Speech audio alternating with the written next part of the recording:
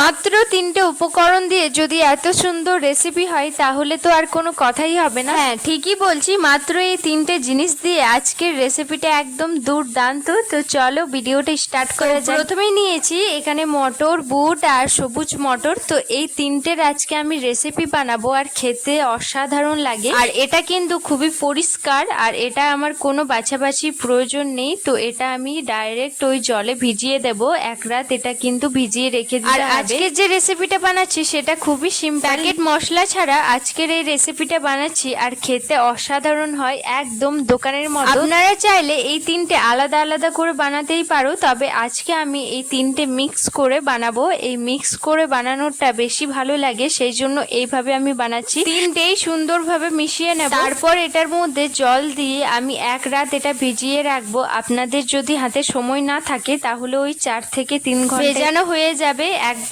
সহজভাবে। তো এইভাবে করলে কি আপনাদের হাতে সময়টা কম থাকে।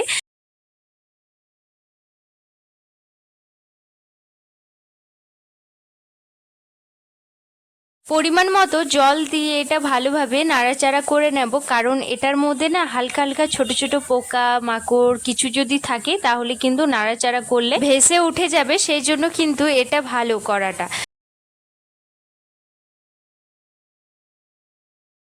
এবার ফিরে আসছি সকালবেলা। এই যে একদম ফুলে এসছে আমাদের বুট মটর, সবটা খুব সুন্দরভাবে এটা ফুলে এসছে। তো এই রকম কিন্তু ভালো জিনিসটা, আর মটর না চট করে ফুলে আসে না, এক রাত ভেজানোর পর সুন্দরভাবে এটা ফুলে আসে। আর একটা ভেঙে দেখাচ্ছি এটা কত সুন্দরভাবে ফুলে। এর ফলে কি হবে, সেদ্ধ করার সময় সময়টা একদমই কম লাগবে। তো সেই জন্য এইভাবে এক রাত ভিজিয়ে রাখলে অনেকটাই বেশি এটা ফুলে আসে।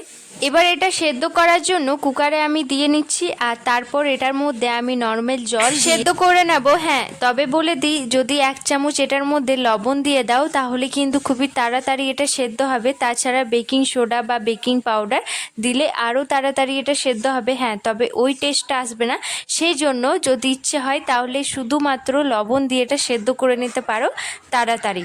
তার জন্য আমি 1 চামচ লবণ, আর এটা 2 থেকে 3 সিটি এটা মেরে নেব, একদম আমাদের এটা সেদ্ধ হয়ে যাবে। তারপর এদিকে যতক্ষণ সেদ্ধ হবে ততক্ষণে এদিকে আমি সর্ষের তেলের মধ্যে গোটা জিরে, কাঁচা লঙ্কা, তেজপাতা আর পেঁয়াজ দিয়ে ভালোভাবে এটা ভাজা ভাজা করে নেব। আর এটা কিন্তু লাল করে ভাজতে হবে, তাছাড়া পেঁয়াজের গন্ধটা সেটা থেকে যাবে, সেই জন্য এটা লাল লাল করে আমি ভেজে নেব। এদিকে মশলা আমি আগে থেকে বেটে রেখেছিলাম, তো সেটার মধ্যে আদা রসুন বাটা, জিরে বাটা, শুকনো লঙ্কা, ওই মানে ডেলিকার মশলা, সেটাই আমি বেটে নিয়েছি। মশলা দেওয়ার মুহূর্তেই লবণ হলুদ পরিমাণ মতো দিয়ে ভালোভাবে মশলাটা আমি কষে নেব, যতক্ষণ না এই জলটা, এক্সট্রা জলটা যে আছে সেটা একদমই জলটা চলে যাবে আর তেলটা অটোমেটিক ছেড়ে আসবে। সেই মুহূর্তে ভেবে নেবেন যে আমাদের মশলাটা অলমোস্ট কষানো হয়ে গেছে, তারপর আমি বাকিটা দেব। ওদিকে তো আমার মশলাটা ভাজা ভাজা হচ্ছে, ততক্ষণে এই যে বুটটা আলুটা সমস্তটা খুব সুন্দরভাবে এটা সেদ্ধ হয়ে গেছে। আর এই যে ছোলাটা একটা ভেঙে দেখাচ্ছি যে কেমন সেদ্ধ হয়েছে। হ্যাঁ, ঠিকঠাক হয়েছে। তো এই মুহূর্তে কিন্তু এটা আমি নামিয়ে দেব,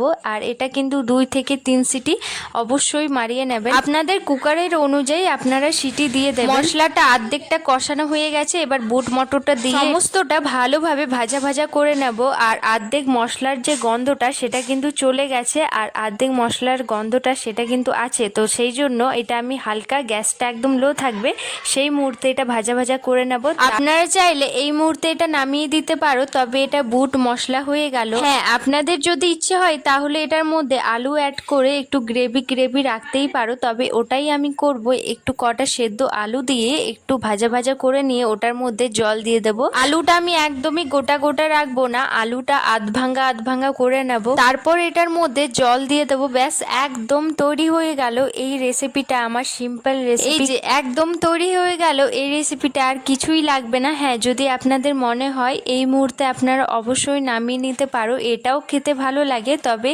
এটার মধ্যে আমি একটু গ্রেভি করব, সেই জন্য জল দিয়ে এটা আমি ফুটিয়ে নেব। আর বেশি জল দিলে কিন্তু একদমই ভালো লাগবে না, টেস্টটা একদমই অন্যরকম লাগবে, সেই জন্য হালকা জল দিয়ে এটা গ্রেভি গ্রেভি করে নেব।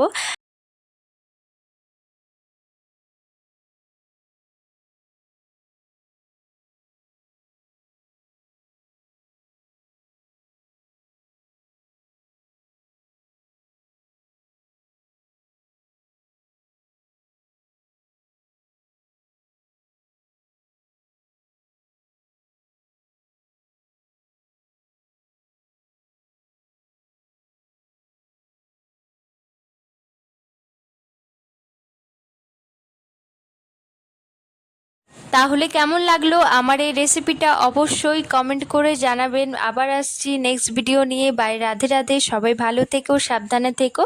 নতুন ভিডিও নিয়ে উপস্থিত হচ্ছি।